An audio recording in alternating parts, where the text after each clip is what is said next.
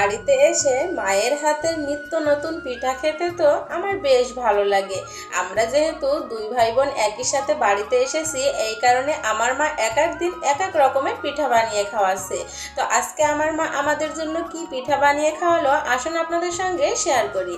Hello everyone, আসসালামু আলাইকুম। This is me Sumi from my page Salma Sumi blogs. আশা করি সবাই সুস্থ আছেন, ভালো আছেন। আলহামদুলিল্লাহ আমরাও ভালো আছি। তো এই যে দেখতে পাচ্ছেন সকাল সকাল একটা নারকেল হাতে নিয়ে বসে আছি। তো ঘুম থেকে এসে দেখি আমার আম্মু তো রান্না বান্না শেষ, এখন পিঠাপুলি বানাবে। আর আজকে পিঠা বানাবে কি বলুন তো, আজকে পিঠা বানাবে নারকেল দিয়ে নারকেল পিঠা। তো এই যে নারকেলটা প্রথমে ছিলে নিয়েছে, তারপরে এই যে কেটে নিল, নিয়ে এখন দুই ভাগ করে নিল। আর আজকে দুইটা নারকেলের নারকেল পিঠা হবে। তো প্রথমে একটা কুড়া আছে ফ্রিজে, সেটা বের করে নিয়েছে, ফ্রোজেন করা ছিল। আর এই যে এটা এখন ভেঙে নিল। আর এইদিকে আমি ঘুম থেকে উঠে এসে তো এখানে বসে বসে দাঁত দিয়ে নারকেল কুড়ে খাচ্ছিলাম। তারপরে এই যে নারকেলটাকে ভেঙে এখন আমার আম্মু এই যে কুন্নির সাহায্যে নারকেলগুলো কুড়ে নিচ্ছে। তো আমরা কিন্তু নারকেল কুড়াই বলে থাকি। আর এই যে সবগুলো নারকেল এইভাবে কুড়ে নিল, এখন এই নারকেলের ছাই তৈরি করা হবে।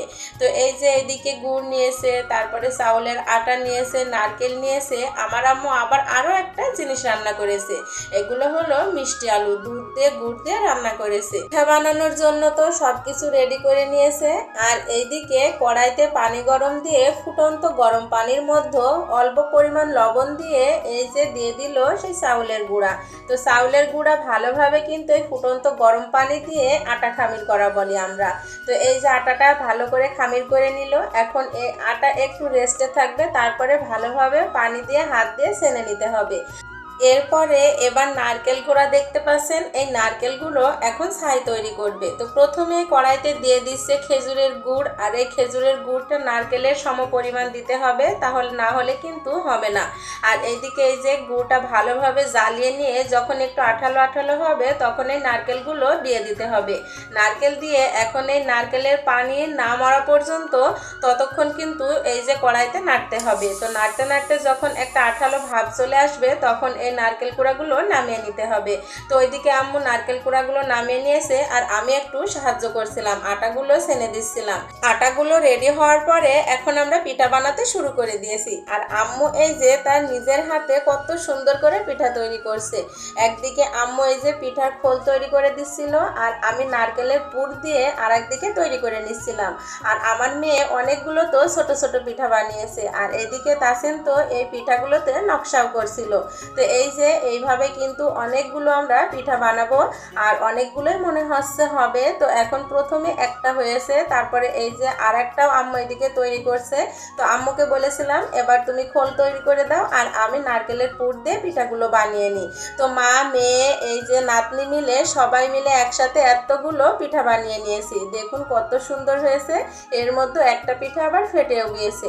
তো পিঠা বানানো শেষ, এখন এই পিঠাগুলো ভাপ দিতে হবে। তো ভাপ দেওয়ার জন্য এই যে রাইস কুকারের একটা পট নিয়ে নিয়েছি বা পাত্র নিয়ে নিয়েছি। এর মধ্যে এখন এই রাইস কুকারে গরম পানি দিয়েছি, সেটার উপরে এই নারকেল পিঠাটা দিলেই আমাদের পিঠাটা ভাপ হয়ে যাবে।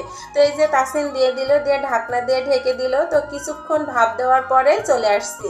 এই যে দেখুন কত সুন্দর হয়েছে, ভাপালো হয়ে গিয়েছে নারকেল পিঠা আমাদের। তো এটাকে আমরা নারকেলের পুলি পিঠা বলি না, এটাকে বলি ভাপ দেওয়া নারকেল পিঠা। তো দেখুন কত সুন্দর হয়েছে, খেতে কিন্তু সেই মজা লাগে। আর এদিকে আমার মেয়ে তার হাতের বানানো ছোট ছোট পিঠাগুলো নিয়ে বসে পড়েছে, কত খুশি সে। তো এই ছিল আমাদের আজকের পিঠা বানানোর রেসিপি। আমার আম্মুর হাতের কেমন লাগলো আপনাদের কাছে অবশ্যই কমেন্ট করবেন। তো আজকের মতো এই পর্যন্তই, আবারও দেখা হবে পরবর্তী ভিডিওতে। সেই পর্যন্ত সবাই সুস্থ থাকুন, ভালো থাকুন। আল্লাহ হাফেজ।